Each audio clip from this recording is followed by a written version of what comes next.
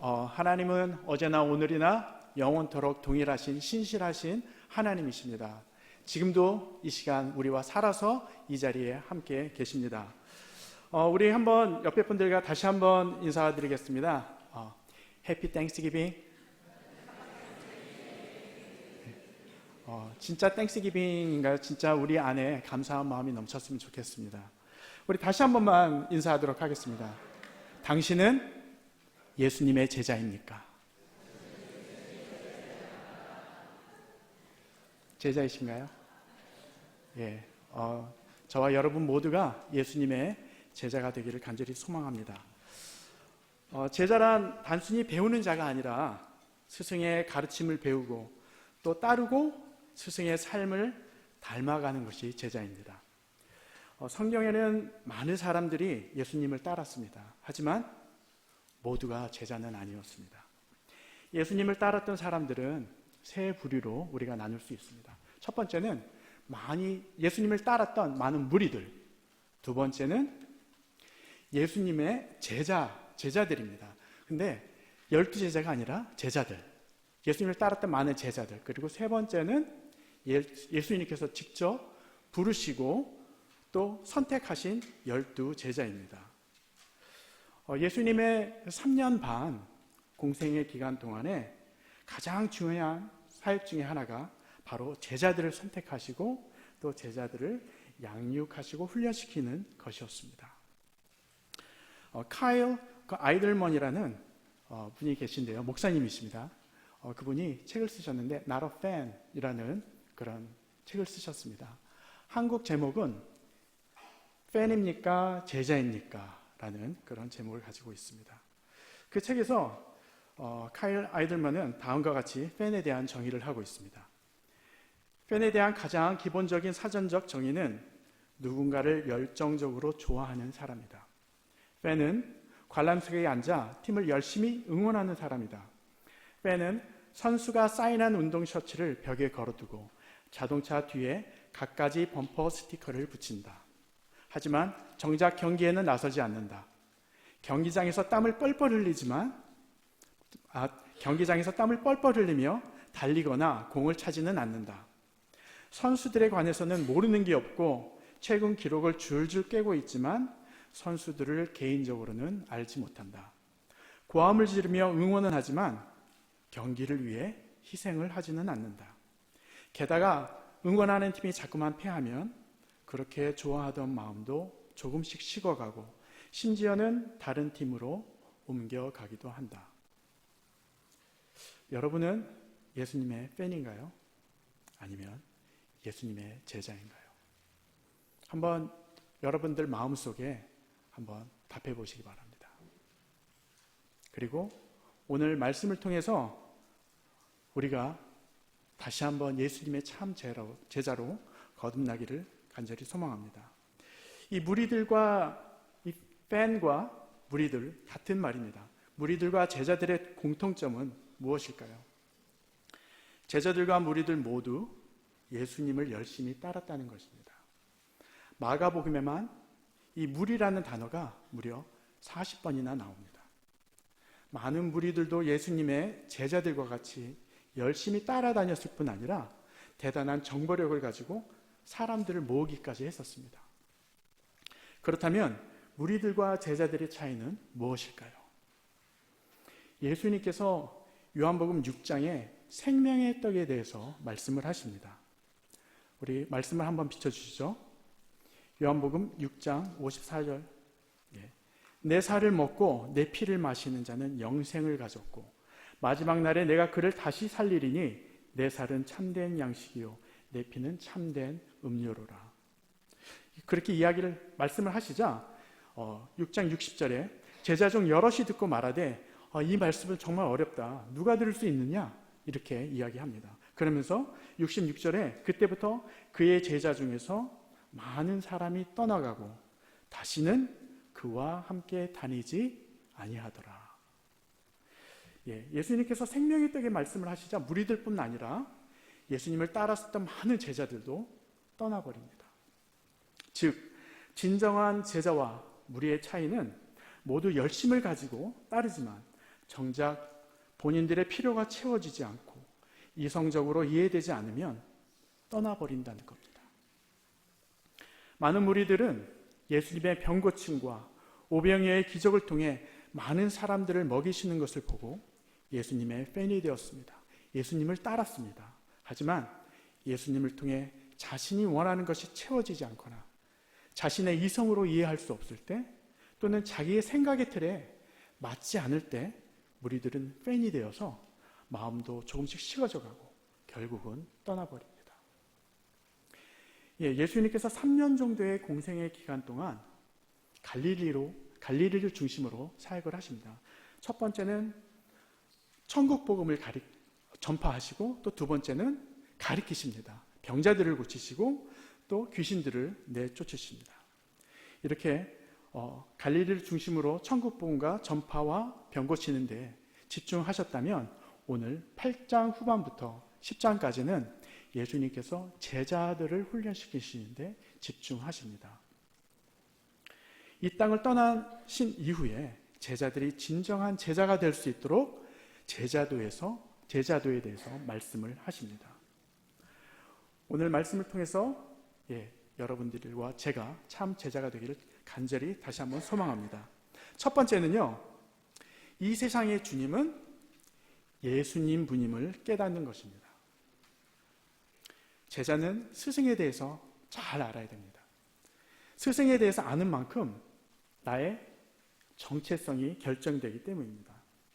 오늘 27절 본문 말씀을 다시 한번 읽어보도록 하겠습니다. 예수와 제자들이 빌립보 가이사랴 여러 마을로 나아가실 때 길에서 제자들에게 물어 이르시되 사람들이 나를 누구냐 하시기로. 빌립보 가이사랴 지역은요, 갈릴리 호수로부터 북쪽으로 약 25마일 정도 위에 있는 지역입니다. 그 위에는요, 헐몬산이 있어서, 헐몬산은 눈이 덮인 산이죠. 그래서 많은 물들이 그쪽 지역으로 흘러옵니다. 여러분들 이스라엘을 가보신 분들은 알겠지만 이스라엘은 물이 많은 지역이 아닙니다. 물이 없습니다. 그런데 이 가이사랴 빌립보 지역을 가시면은요, 물이 많이 있습니다. 폭포도 있습니다. 그래서 이 예전부터 이 지역은 많은 신전들이 있었고 또 이 지역은 그 가이사랴가 로마 황제가 그 헤롯 대왕한테 준 그런 땅이었습니다. 그렇지만 그의 아들 헤롯 빌립이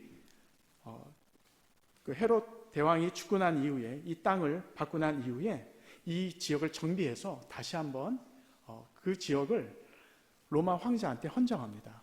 그러면서 빌립보 자기의 이름과 그 다음에 시저 그 로마 황제의 이름을 따라서 빌립보 가이사랴라고 명합니다. 이 지역에는요, 아까 말씀드린 대로 로마 황제를 섬기는 신전이 있었는데요, 로마는 많은 지역을 다스렸지만 굉장히 평화 정책을 펼쳤었죠. 그래서 그들의 문화와 종교를 인정합니다. 하지만 한 가지만은 나를 따르라라고 이야기합니다. 그것이 무엇이냐면 가이사랴만이 주님이시다라고 고백하게 하였습니다. 여기서 주님이란 the Lord, 그 large, capital L입니다. 종들도 그들의 주인을 Lord라고 이야기했지만 그때는 small L을 씁니다. 그렇지만 가이사랴가 진짜 주님이 우리의 주인이다라고 고백하게 했었습니다. 근데 이 지역에서 지금 주님은 제자들을 이끌고 이 지역에 오셔서 나를 누구라 하느냐 제자들에게 묻고 계신 겁니다. 제자들이 여짜와 이르되 침례 요한이라 하고 더러는 엘리야 더러는 선지자 중에 하나라 하나이다. 예수님을 따랐던 많은 무리들은 열광적인 팬이 되어서 선수대에서 줄줄 깨고 있는 것처럼 예수님이 하시는 기적과 능력을 보고 그분에 대해서는 알았지만 그분이 정작 누구인지는 개인적으로 알지 못했습니다.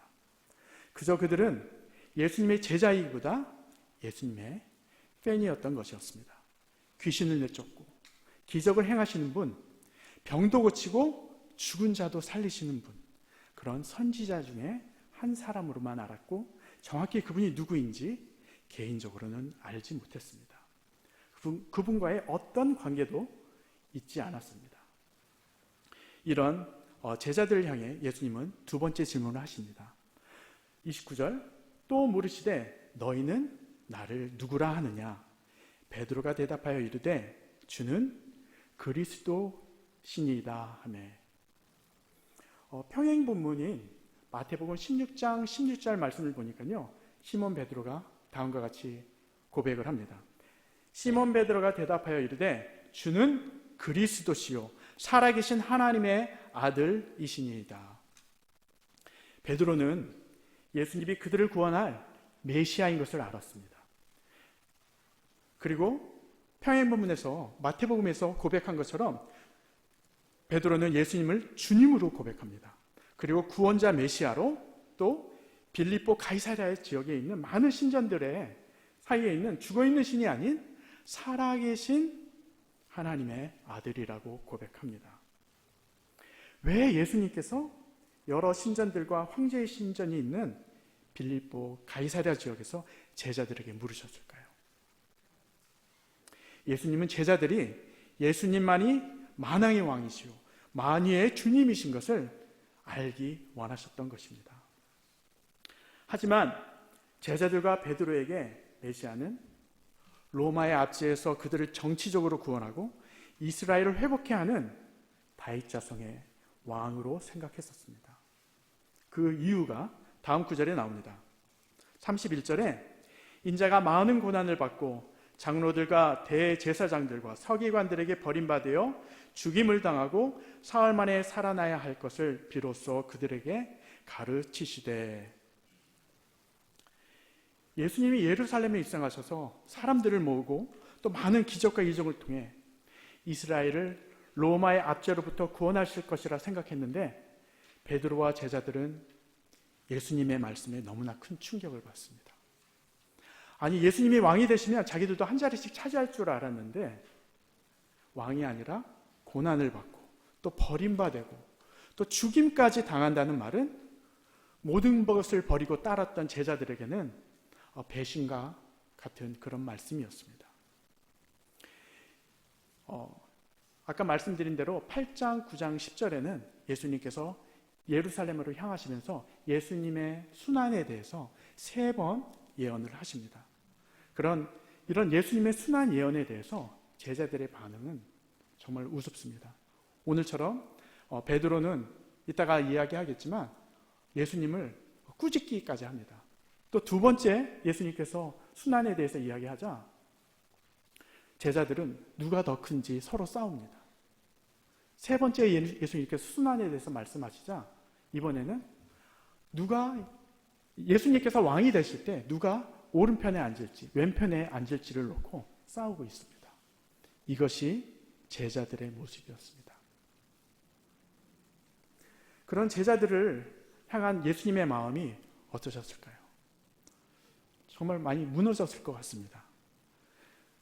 그런 또 예수님의 말씀에 이제 큰 실망을 한 베드로는 이제 다음과 같이 고백을 합니다. 32절 말씀입니다. 드러내놓고 이 말씀을 하시니 베드로가 예수를 붙들고 항변하매. 아까 말씀드린 그 평행복음 마태복음 16장 22절에는 다음과 같이 이야기합니다. 베드로가 예수를 붙들고 항변하여 이르되 주여 그리 마옵소서 이 일이 결코 주께 미치지 아니하리이다. 개역개정에서는 항변했다고 번역했지만 원어적으로는 예수님을 꾸짖었다는 해석이 더 가깝습니다. 예수님의 뜻을 가로막고 어떻게 하든지 예수님의 뜻을 돌이켜보려 합니다. 베드로의 예수님에 대한 고백에 아까 신앙 고백에 흡족해 하셨던 주님이 이제는 베드로를 심하게 꾸짖습니다. 33절 말씀에는 이렇게 말씀하십니다. 예수께서 돌이키사 제자들을 보시며 베드로를 꾸짖어 이르시되 사탄아 내 뒤로 물러가라. 내가 하나님의 일을 생각하지 아니하고 도리어 사람의 일을 생각하는도다 하시고. NLT 버전을 보니까요 New Living Translation 버전입니다.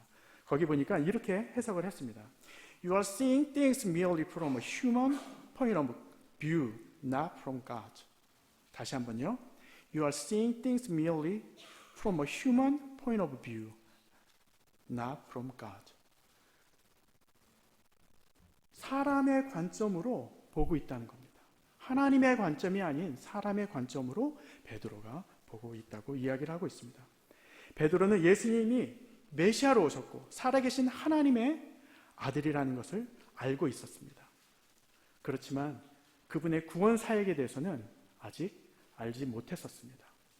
아직은 하나님의 일을 생각하기보다 사람의 일을 생각하고 하나님의 관점으로 보기보다 사람의 관점으로 보고 있었습니다.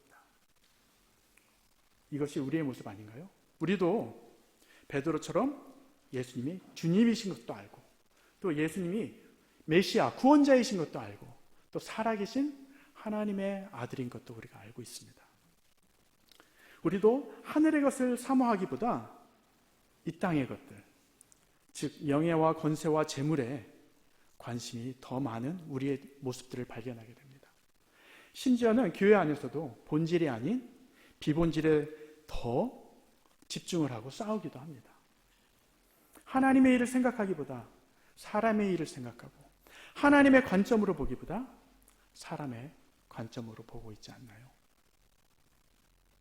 여러분들은 하나님의 예수님의 팬입니까? 제자입니까? 이런 제자들과 무리들을 향해 예수님은 두 번째 말씀을 하십니다. 자기 부인을 통해 나 자신을 드리기 원하십니다. 우리 34절, 35절을 다 같이 한번 읽어보도록 하겠습니다. 다 같이 한 목소리로 읽도록 하겠습니다. 시작. 무리와 제자들을 불러 이르시되 누구든지 나를 따라오려거든 자기를 부인하고 자기 십자가를 지고 나를 따를 것입니다. 누구든지 자기 목숨을 구원하고자 하면 잃을 것이요 누구든지 나와 복음을 위하여 자기 목숨을 잃으면 구원하리라. 자기 부인은 제자가 되기 위한 핵심 중에 핵심입니다. 자기 부인이 없고서는 우리는 제자가 될 수 없습니다. 자기를 부인한 것은 내 존재 자체의 부정이 아니라 내 인생의 주인이 내가 아님을 인정하는 겁니다. 사도 바울은 갈라디아서 2장 20절에 다음과 같이 이야기를 합니다. 내가 그리스도와 함께 십자가에 못 박혔나니 그런즉 이제는 내가 사는 것이 아니요 오직 내 안에 그리스도께서 사시는 것이라. 이제 내가 육체 가운데 사는 것은 나를 사랑하사 나를 위하여 자기 목숨을 버리신 하나님의 아들을 믿는 믿음 안에서 사는 것이라. 사도 바울은 예수 그리스도와 함께 십자가에 자신의 자아, 즉 내가 주인된 삶, 나의 욕망, 욕심, 자신의 생각과 뜻을 함께 못 박아서 죽고 이제는 그가 인생의 주인이 아니라 그 안에 예수 그리스도를 인생의 주인으로 모셔드리고 또 그리스도의 마음과 생각과 뜻을 따라 산다고 고백합니다. 또 빌립보서 3장 8절에서 9절에는 다음과 같이 고백합니다. 내가 그를 위하여 모든 것을 잃어버리고 배설물로 여김은 그리스도를 얻고 그 안에서 발견되려 함이니. 사도 바울은 여러분들이 잘 아시는 것처럼 8일 만에 할례를 받고 또 히브리인 중에 히브리인이요 또 가말리엘 밑에서 공부하였고 율법으로는 바리새인이었고 로마의 시민권도 갖고 있는, 지금 시대로 따지면 좋은 스펙이라는 스펙은 다 가지고 있었던 사람이었습니다. 그렇지만 그가 예수님을 위하여 자신이 가진 모든 스펙을 배설물로 여긴다고 고백하고 있습니다. 그는 그 대신 그리스도를 얻고 그 안에서 발견되기를 원하고 있습니다. 어떻게 이런 게 가능할까요? 사도 바울은 예수님을 위해서 자신의 것을 포기한 것이 아닙니다. 자신의 것을 포기하기보다 더 좋은 것을 선택한 것입니다. 이 세상에 썩어질 것들에 소망을 두기보다 하늘에 소망을 둔 것입니다. 마치 밭에 감추인 보화를 발견한 사람이 자신의 전 소유를 다 팔아서 그 밭을 사는 것과 마찬가지입니다. 베드로와 제자들이 그들의 모든 소유, 가족까지도 버리고 예수님을 따를 수 있었던 것은 그들이 그렇게 기다리던 메시아를 만났기 때문입니다. 우리도 제자들과 같이 예수님을 위해 포기하였기 때문에 이 자리에 올 수 있죠. 오늘 일해서 돈 더 많이 벌 수도 있었잖아요. 어디 놀러 갈 수도 있었습니다. 집에서 편히 쉴 수도 있었잖아요. 그렇지만 여러분들은 제자들과 같이 버리고 이 자리에 오셨죠. 날도 춥습니다.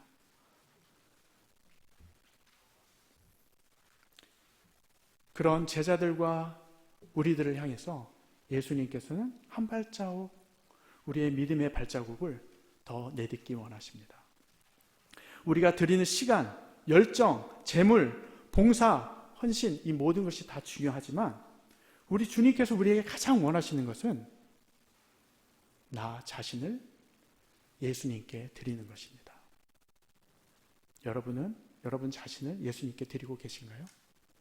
아니면은 여러분의 봉사, 열정, 헌신, 재물 이런 것들로 다 드리고 있다고 나는 제자라고 확신하고 계신가요? 저희 아버지는 7남매 중에 장남이셨어요. 저희 집은요, 예전에 어릴 때 가족들이 다 모이잖아요. 친척들이 다 모이면요, 이렇게 남자들만 상이 따로 있었고요, 또 어머니들하고 이렇게 아이들하고 같이 먹는 상이 따로 있었어요. 그리고 저희 아버지는 장남이셨기 때문에 한 번도 부엌이라는 곳을 들어본 적이 없으세요. 라면도 끓일 줄 모르십니다. 예, 그런 분이셨어요. 근데 저는 굉장히 집안일을 잘 돕습니다. 설거지도 잘하고요, 청소도 잘하고, 저는 뭐 쓰레기 버리는 거 굉장히 잘합니다. 그래서 저는 굉장히 좋은 남편인 줄 알았어요. 괜찮은 남편이라고 생각을 했습니다. 근데 저희 아내는 그렇게 생각을 안 하더라고요. 근데 저희 아내가 원했던 것은 당신 그렇게 하는 거 너무 고마워. 나는 너무 고맙지만 내가 원하는 것은 당신과 친밀한 관계를 갖는 거야. 나를 공감해 주기를 원해. 나를 이해해 주기를 원해. 그게 내가 가장 원하는 거야. 제가 그걸 이해를 못했었어요. 근데 한 몇 년 전부터 그 마음이 이해가 되더라고요. 근데 오늘 말씀을 준비하는데 이게 우리 와이프가 나한테 원했던 거였구나. 예수님은요, 여러분들의 봉사 헌신 너무나 감사하고 너무나 여러분들을 인해서 기뻐하십니다. 근데 더 원하시는 것은요, 여러분과 인티밋한 릴레이션십을 더 원하시고 계십니다. 친밀한 교제 가운데 들어가길 원하십니다. 아들과 자녀와 아버지의 관계를 원하고 계십니다. 정말 때도 쓰고요, 힘들 때 아버지, 하나님 이게 뭐예요? 나 좀 도와주세요. 정말 때 쓰기도 원하시고 또 여러분들의 기도를 들어주기도 원하십니다. 여러분은 여러분 삶을 드리고 계신가요? 아니면 나 예배도 열심히 참석하고, 나 봉사도 열심히 하고, 나 헌금도 열심히 하고, 나는 할 거 다 했다고 생각하시나요? 우리 주님이 원하시는 것은 친밀한 관계입니다. 어쩌면 내가 가진 것을 드리는 것은 쉬울 수 있어요. 하지만 나 자신을 드리는 것은 바로 진정한 제자가 되는 길이라고 말씀하고 계십니다. 저와 여러분이 우리 자신을 예수 그리스도께, 하나님께 드리는 삶이 되기를 간절히 소망합니다. 이제 자기 부인을 통해서 나 자신을 드리고 비웠다면 이제 다시 채워야 할 것이 있습니다. 세 번째로, 내 십자가를 짐으로 나에게 맡기신 사명을 죽기까지 감당하는 것입니다. 자기 십자가를 지는 것은 예수님이 십자가를 통해 죽기까지 사명을 담당하셨던 것처럼 우리 각자에게 맡겨주신 사명의 옷으로 갈아입는 것입니다. 예수님에게 십자가는요, 고난과 고통이었습니다. 또 이 땅에 오신 목적이었습니다. 예수님이 십자가를 지시고 우리의 모든 믿는 자를 죄에서 자유케 하시고 하나님과 평화를 누리게 하시고 영원한 죽음 가운데 있었던 우리들을 영원한 생명으로 옮기셨습니다. 이것이 복음이죠. 이것을 위해서 우리 예수 그리스도는 이 땅에 오셨고 십자가를 지셨던 것입니다. 그래서 십자가는 예수님의 사명이었습니다. 그러면 우리에게 자기 십자가를 지는 것은 무엇일까요? 예수님의 십자가가 예수님의 사명이었듯이 예수님은 우리가 우리의 십자가를 지고 우리의 사명을 감당하기를 원하고 계십니다. 우리의 삶의 목적과 방향을 회복하기를 원하십니다. 우리 표어가 오직 예수, 오직 복음입니다. 우리의 삶의 목표도, 방향도, 사는 이유도 오직 예수, 오직 복음. 우리의 사명이, 우리의 사는 목적이 다시 한번 깨달아지는 그런 시간이 되기를 간절히 소망합니다. 하나님께서 각자의 자리로 소명하셨습니다. 여러분들 소명과 사명을 좀 이렇게 헷갈려 하시는 분들이 계세요. 소명은 부르심입니다. calling 하셨죠, 우리를. 그리고 사명은 그 부르신 자리에서 맡기신 사명입니다. 일입니다. 부르시기만 하고 사명이 없을 수는 없습니다. 부르심이 있을 때는 반드시 사명도 같이 따라옵니다. 여러분들을 어떤 자리로 부르셨나요? 하나님을 믿는 자녀로, 우리를 크리스찬으로 부르셨죠. 또 성도로, 직분자로, 봉사자로, 가정에서는 아버지로, 엄마로, 또 자녀로, 또 일터에서는 직장인으로, 또 회사의 간부로, 어떤 대표로, 이렇게 각자에게 맡기신 사명이 있습니다. 그러면 어떤 사명이 더 중요하고 덜 중요할까요? 혹시 직장에서 하는 일은 세큘러 잡이라고 생각을 하시나요? 교회에서 하는 일은 거룩한 홀리 잡이라고 생각을 하시나요? 그것이 아니죠. 여러분들이 매주마다 교회를 참석하고 열심히 새벽 기도도 참석한다 할지라도 여러분들 마음 가운데 하나님을 하나님으로 인정하지 않고 영과 진리로 예배하지 않는다면 어쩌면 그것은 하나님 안에서 nothing이 될 수 있습니다. 우리의 몸을 불사르게 내어줄지라도 우리 안에 사랑이 없으면 고린도전서 13장에는 nothing이라고 이야기하고 있습니다. 여러분이 설거지를 하고 청소를 하고 빨래를 한다 할지라도 하나님께서 나에게 맡기신 사명이라고 생각을 하고 정말 기쁨과 감사함으로 그것을 감당한다면 그 시간은 하나님께 드려지는 예배의 시간입니다. 하나님께서 여러분들에게 맡기신 사명을 감당하는 시간입니다.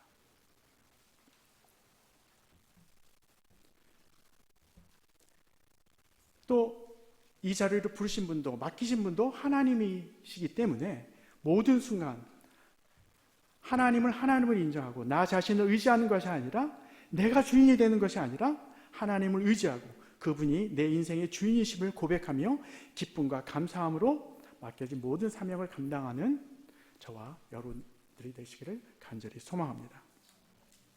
세 번째로요. 세 번째가 아니라 또 십자가는요.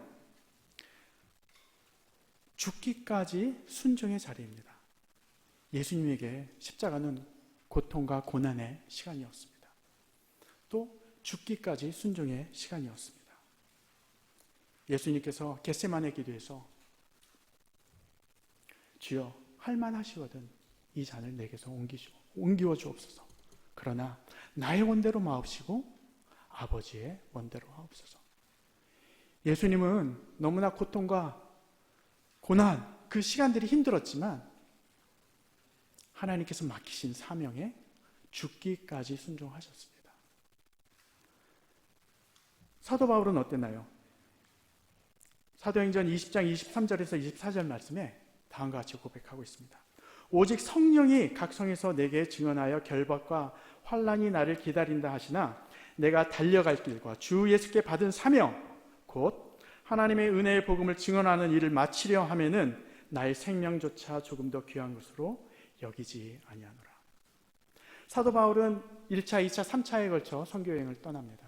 마지막 3차 선교여행 가운데 아가보와 마게도냐에서 헌금을 예루살렘을 향한 헌금을 합니다. 그 헌금을 가지고 예루살렘으로 가는 여정 가운데 있습니다. 근데 성령께서 이야기하시는 겁니다. 내게 증언하여 결박과 환난이 예루살렘에서 기다린다고 이야기합니다. 또 다른 사람들 통해서도 그곳에 가면 죽을 수 있다고 얘기합니다.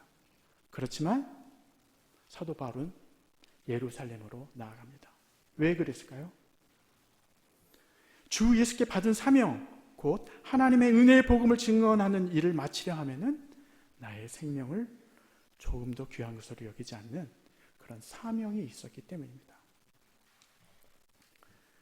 우리가 하나님의 일을 감당하는 데 있어서 여러분들이 맡겨진 사명을 감당하는 데 있어서 우리에게 고통이 따를 수 있습니다.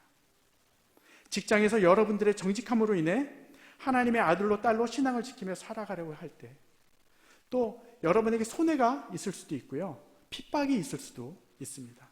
여러분의 신앙 때문에 부모로부터, 자녀로부터, 형제로부터 핍박을 받을 수도 있습니다. 그러나 예수님께서 그렇게 하셨듯이 사도 바울이 복음을 위해서 사명을 감당했듯이 우리도 나에게 맡겨진 십자가를 매일 지고 나아가야 합니다. 여러분 혹시 닉 부이치치를 아시나요? 두 팔이 없고요. 두 다리가 없습니다. 레나 마리아를 아시나요? 유명한 복음성가 가수입니다. 그녀도 두 팔이 없고요. 한 발은 없고 한 발만 있습니다. 한 발은 굉장히 짧아요. 또 여러분들이 아시는 송명희 시인, 뇌성마비였죠. 이들의 공통점은요, 남들이 가지고 있는 90이 없었어요. 100 중에 90이 없고 단지 10밖에 없었습니다. 그렇지만 이들이 위대했던 것은 자신들에게는 남들이 있는 90이 없지만 10만 갖고 있었지만 그것을 다른 사람들과 나누었습니다. 베풀었습니다. 자신들에게 허락하신 그 사명을 감당했었습니다. 그때 많은 사람들이 위로와 평안을 얻고 예수님의 복음을 접하게 되고 놀라운 그리스도의 선한 영향력을 미치는 사람들이 되었습니다. 여러분에게는 90이 있죠. 여러분은 어디에 집중하고 계시나요? 없는 10에 집중하고 계시나요? 아니면 내가 가지고 있는 90에 집중하고 사시고 있나요? 이번 주간이 땡스기빙 위기입니다. 하나님께서 우리에게 많은 것들을 허락하셨습니다. 우리가 상상할 수 없는 많은 것들을 허락하셨습니다. 모든 것이 하나님의 은혜입니다. 여러분들의 노력, 너무나 훌륭합니다. 하지만 하나님의 은혜가 없으면 우리가 아무것도 이 자리에 설 수도 없습니다. 모든 것이 하나님의 은혜입니다. 여러분이 가지고 계신 90에 집중하고 계신가요? 아니면 10에 집중하고 계신가요? 사명은 하나님께서 여러분들에게 허락하신 90에 집중하면서 그것을 나누고 베푸는 삶입니다. 저와 여러분들이 하나님께서 주신 그 모든 것을 베풀고 나누고 하는 그런 제자의 삶이 되기를 간절히 소망합니다. 그러면 이 모든 것을 어떻게 가능하게 할 수 있을까요? 내가 이렇게 해야지. 결단하면 이게 되나요? 여러분들의 의지만으로 되나요? 여러분들의 결단, 의지 너무나 중요합니다. 그렇지만 우리의 능력만으로는 이것이 가능하지 않습니다. 베드로의 삶을 보면은요, 베드로는 열정이 너무나 많았던 사람입니다. 누가복음 5장에 예수님께서 베드로를 부르실 때 처음에는 선생님이요 라고 이야기를 합니다. 그렇지만 그물을 깊은 곳에 던져라. 그리고 난 다음에 많은 고기를 넣었죠. 그때 주님, 나는 죄인으로서이다. 나를 떠나소서. 주님으로 고백하기 시작합니다. 그때 예수님께서 첫 번째 사명을 주시죠. 너로 사람을 낚는 어부가 되게 하리라. 그리고 예수님께서 너희들이 나를 다 도망가고 다 나를 떠날 것이다 라고 이야기했을 때 베드로는 뭐라 그래요? 다른 사람이 다 버리고 떠나도 나는 절대 주님을 떠나고 버리지 않겠습니다 라고 했지만 어땠나요? 닭이 2번 울기 전에 예수님을 3번 부인합니다. 예수님의 부활을 경험했지만 부활 후에 예수님을 만나죠. 여러 번 만났습니다. 그렇지만 베드로는 다시 제자 6명과 함께 디베랴 바다로 고기 잡으러 갑니다. 그랬던 베드로에게 예수님이 다시 찾아오시죠. 요한의 아들 시몬아, 내가 다른 사람들보다 나를 더 사랑하느냐? 주님, 내가 주님을 사랑하시는지 주님이 아시나이다. 내 양을 치라. 예수님께서 3번 물으시고 3번 대답합니다. 다시 한번 베드로를 찾아서 그에게 사명을 확인시켜 줍니다. 그러나 여전히 베드로는 베드로였어요. 열정만 가득한 베드로였습니다. 그러나 베드로가 언제 참 제자가 될 수 있었나요? 그것은 오순절날 성령이 그에게 임했을 때, 성령이 충만하였을 때 베드로를 통해서 초대교회가 형성이 되고 3,000명이 하루에 3,000명씩 회개하고 5,000명이 죽게 돌아오는 역사가 일어납니다. 안진뱅이가 일어나고 병든 자가 살아나는 역사가 일어납니다. 우리의 의지만으로, 우리의 결단만으로는 우리가 할 수 없습니다. 우리가 성령이 충만할 때, 성령님이 우리 안에 임재해서 우리를 통제하실 때만이 그 모든 것은 가능해집니다. 저와 여러분이 나의 의지도 중요하고 결단도 중요하지만 성령님의 도우심을 구하는 저와 여러분들이 되시기를 간절히 소망합니다. 그래서 예수님이 참 원하시는 제자로서의 삶을 사시고 지금은 연약하지만 그리스도의 장성한 믿음의 분량에 이르기까지 매일매일 자라가시는 성숙한 신앙인들이 되시기를 예수 그리스도의 이름으로 간절히 소망합니다.